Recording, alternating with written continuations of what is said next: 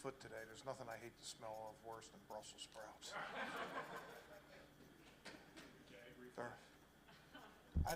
It's one of those things. It's okay when you're the one eating them, but if you're walking by and you smell like somebody else's, like it's a little bit like any food that you get on a plane. The dude that has the burrito on the plane and he's tearing it up, and you're just like, oh man. But anyway, I'll try to adjust my attitude off of that. All right, what we got? When you look at the Dolphins' passing offense, maybe not as many explosive downfield passes, years past. Do you think that's a product of change in, philosophies for them, or more so teams just making sure Tyreek and Jalen Waddle don't get loose? I don't want to comment on how, what their strategy or whatever it is, but they do have speed and explosive players. It all sort of works together and ties into what they feel the quarterback can accomplish the best and how it matches their personnel. We've had some teams this year where we faced, 6'4", 6 foot, like every wide receiver was 6'4", and contested catches, it really wasn't a matter of matching speed, it was a matter of matching size. This is a little bit different on the outside part of the field because every single one of their guys is like 5'8", 5'9", and all run 4.3. Running backs, wide receivers, so it's a little different challenge. It's a matching the speed as opposed to matching the physicality and the size on the outside part of the field. So it's each week it's a little different challenge. They have a lot of guys that, sort of blur the lines of what they are, wide receiver / running back, fullback / tight end / fullback, very similar to some of the stuff we saw from San Francisco. And, sort of a trend in the NFL now is sort of blur the lines, and 11 can be 12 and 12 can be 11. I have been impressed. All their wide receivers are block, even though, not a lot of big guys out there, including Tyreek Hill. They'll block in the run game. They'll chip in pass protection. But the biggest thing this week is just being able to handle the speed, because they threaten all 53 in the third with the speed of their team. When a team goes to a shorter passing game like they have with that speed, does it put the absolute premium on tackling? Yeah, 100%. And, so much stuff. I mean, I think Achon has, like, his pass target depth overall is behind the line of scrimmage. So obviously they're getting the ball to him on short passes. Their screen game, a lot of different ways just to get the ball in playmakers' hands, whether they're wide receiver screens, running back screens, even tight end screens for run after the catch. And when you're a team that relies on run after the catch, it certainly puts an emphasis on tackling, angles, and pursuit. Is Miles' hand okay? And what did you think about that, chasing down Joe on that sideline play? Yeah, I actually didn't think that was his best effort play of the game. He had another one on their sideline where he was really running to the ball. He has that kind of speed to be able to do it. A lot of guys like to chase those quarterbacks because if they can get him, that's a sack, right? If the guy goes out of bounds and you're closest to him. So that's, but when you're running for a running back that's 15 yards down the field, that's that's truly a little different attitude when it comes to it. And still sees double teams all the time. We haven't been good enough winning our one-on-ones when teams choose to play us that way. But he's still been able to be effective. You look across the line at his stats. His pressure rate is down tiny bit from last year, but like tackles for losses and sacks and quarterback hits and all that stuff, he's on pace to either match what he did last year or even outdo it. So, that's sort of a testament. Like I've said a bunch of times, when people start their game plan with, we're not going to let this guy wreck our game, and they're still able to have effectiveness, I think that's the sign of a great player.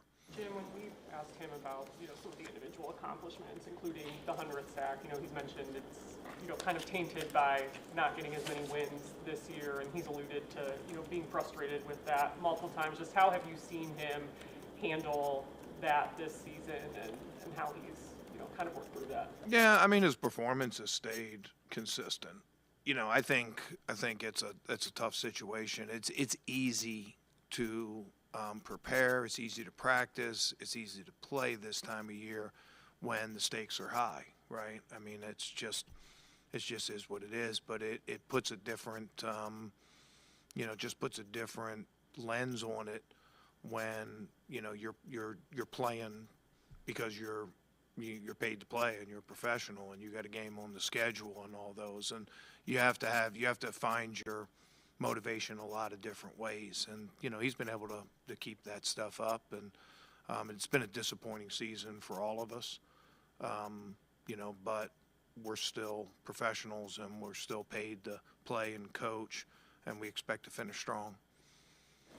Do you understand when he comes out and talks about not wanting to go through a rebuild, and at this stage in his career, how important it is for him to win every year and have a chance to win every year? Yeah, I'll let him speak for himself on that stuff. I mean, my eyes more on Miami Dolphins and what we can do to stop them, and not worrying so much about what's next year and things like that. So I'll let him comment on those kind of things, and I'll try to stay in my lane and keep it what we have this week, and try to keep my focus there and try to keep our players focused there.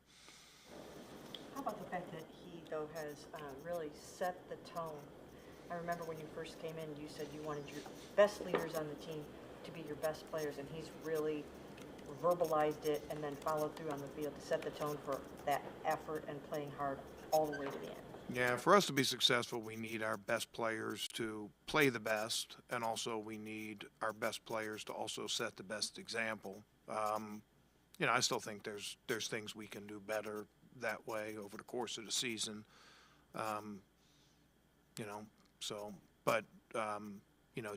Just the ability to persevere through some things. He was injured early in the season.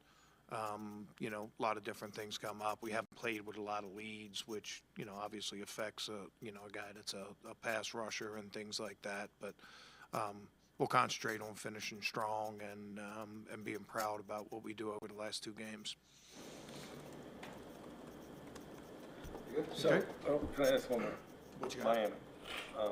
So you got all that speed on the outside, and then you got Jonnu Smith in the middle of the field. So what challenge is that? Yeah, I mean, he's got speed too. He blurs a lot of lines. He's like a big wide receiver or a small tight end. They'll use him as a blocker, particularly on third down. But they get the ball in his hands. He's really good run after the catch. You can tell they've intentionally built their team around speed. And probably one of the biggest tales of the tape this week, Tony, is going to be how well our D-line is able to redirect on perimeter plays, how well they're going to be able to retrace on some of the middle screens.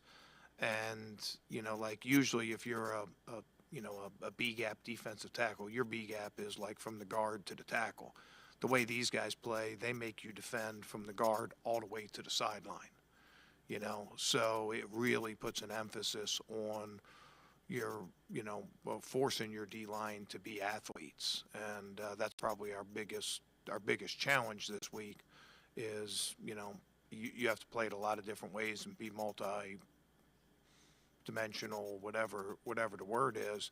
But not only do they have to defend the B-gap, they're going to have to defend that B-gap all the way to the sideline, and they're going to have to be able to chase on some of these quick perimeter screens, which, when it's all said and done, really aren't a whole lot different than a toss play, right? They're just getting the line out in front, relocating the offensive line.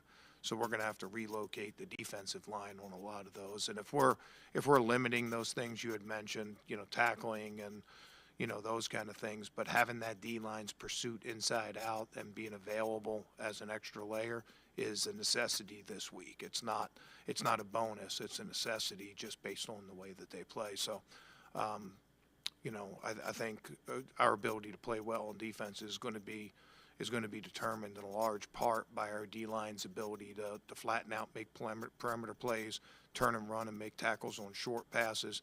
Ball's going to be coming out fast. So there's a lot of things they can do to help that effort. Young D linemen had splash plays against the Bengals. Overall, how do you, like Isaiah and Mike and even Juwan, how do you think they've played as they've gotten more and more playing? Yeah, they've all played about our record. But they're all young players, and they're having some success. They're still working to be consistent and those kind of things. But we're excited about all those guys. Isaiah specifically with 3 forced fumbles this year, what is it about him that he's been able to knock the ball out? Yeah, he has just sort of a knack for being around the ball, and he's got long arms. Some guys have a knack for it. Hopefully that's one of the things that he can bring to us. Okay. All right, guys.